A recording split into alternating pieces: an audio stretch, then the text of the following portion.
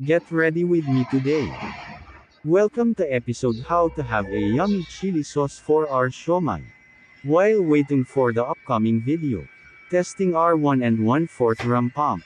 Allow me to show you today how to make a delicious and yummy chili oil for our siomai.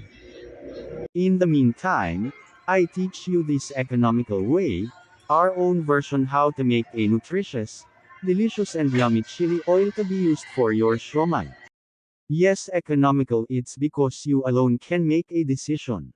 Picking best ingredients such as the chili, the capsaicins, garlic, some herbs with medicinal and edible value, in some way your creativeness make your chili oil unique and distant from the others, okay. This is it. Amigo, ang chili ay sinasalang sa blender machine upang maging kaaya-aya ang laki nito, not so big or small. Dapat regular lamang ang laki after mo na blender. Sa simula ay ginugupit ko muna ang mga bungang sili at saka ko isa lang sa blender para iwas ma-choke yung blender natin.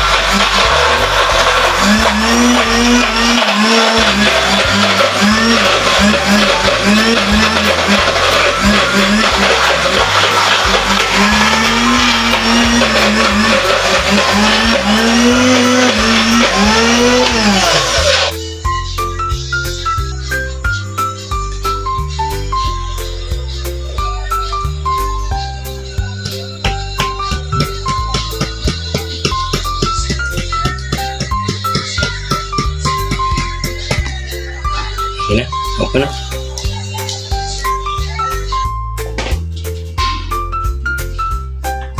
Last na lang po ito.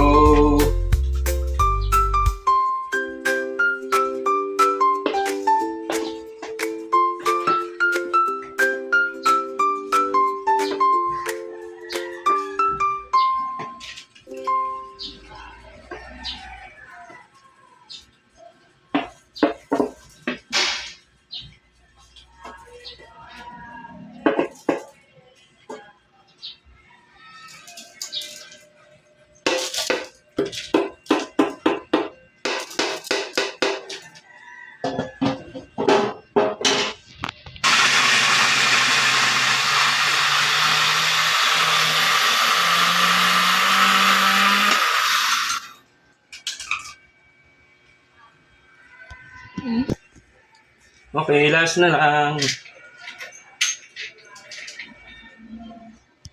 After ko ma-blender ang mga solid ingredients ko na bawang, bungang chili at iba-iba pang halamang nagbibigay sarap sa ating niluluto, agad ko na itong sinasalang sa kawali upang lulutuin. Una ay pina-evaporate ko muna ang juices ng mga bani-blender na mga sangkap gamit ang pagsalang sa apoy.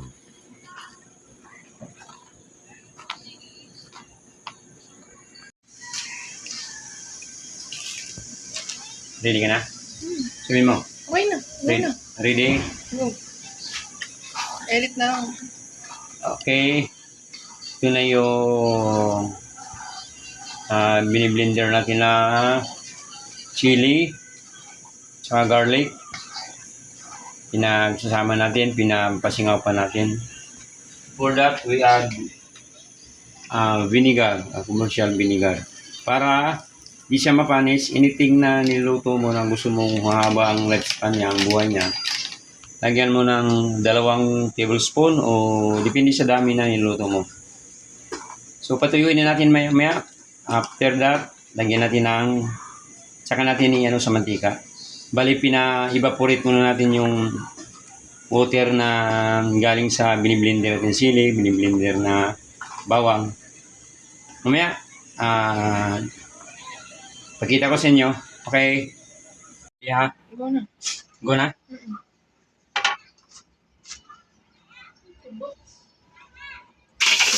For my viewers, we did this DIY, making chili oil for our own consumption, because my wife is a vendor and I too.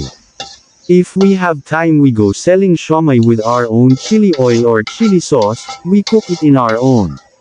And alam nyo ba sabi ng aming mga parokyano o mga suki masarap daw ang aming gawang chili oil. Dahil dito nakasanayan na namin na gumawa ng sariling creation. Using creativity and dedication how to have an economic advantage. We create and make our siomai condiments for the past 14 years, and still counting mga amigo ko dyan.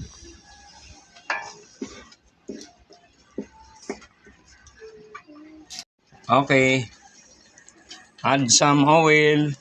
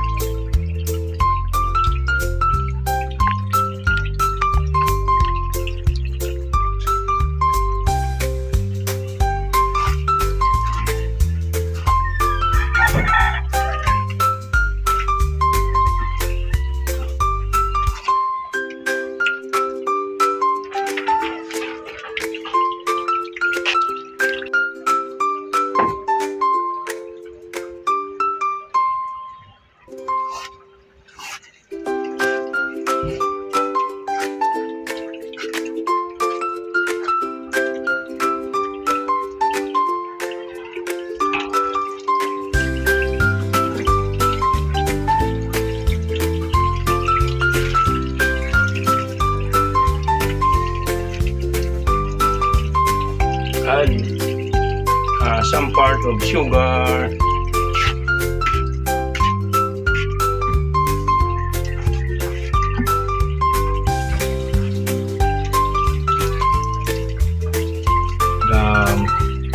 Monosodium glutamate.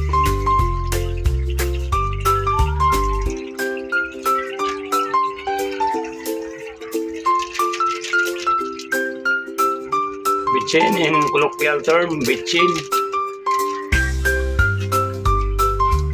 So this one is monosodium glutamate.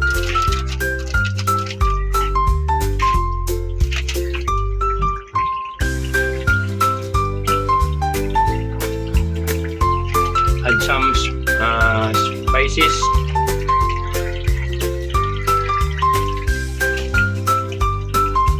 Okay.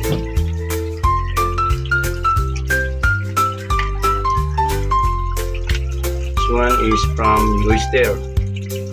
So commercially, pinapak na siya dito sa lugar natin. Ito magsilbing seasoning niya, panimpla niya. Okay.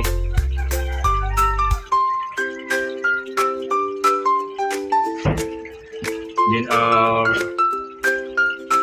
some spicy mix.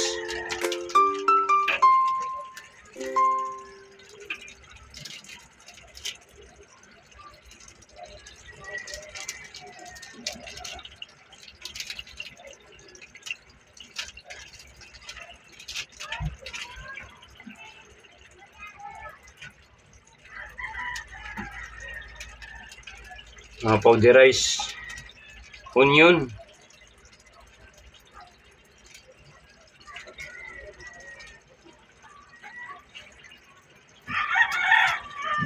Then we have to make halo-halo. Okay.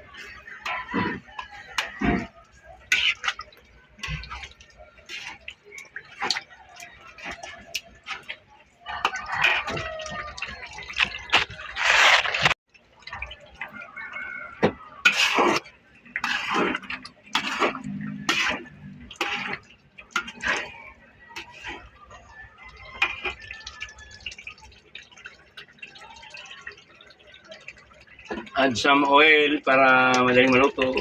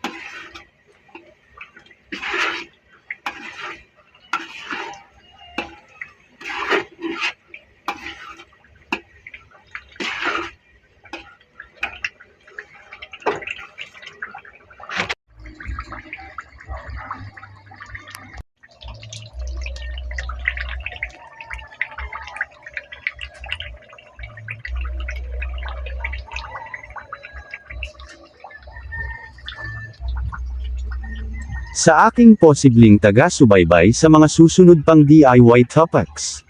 Huwag nyo naman kalimutan e-share ang video na ito. Maari po ay mag-leave ng comments, mag-subscribe at tell me from what country you were from.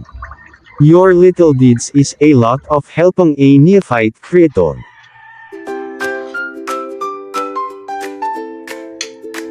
Salamat po sa pagtangkilik ng aking munting channel. This is Rico from Nature's Prime. See you next time. A testing for my DIY RAM pump, soon.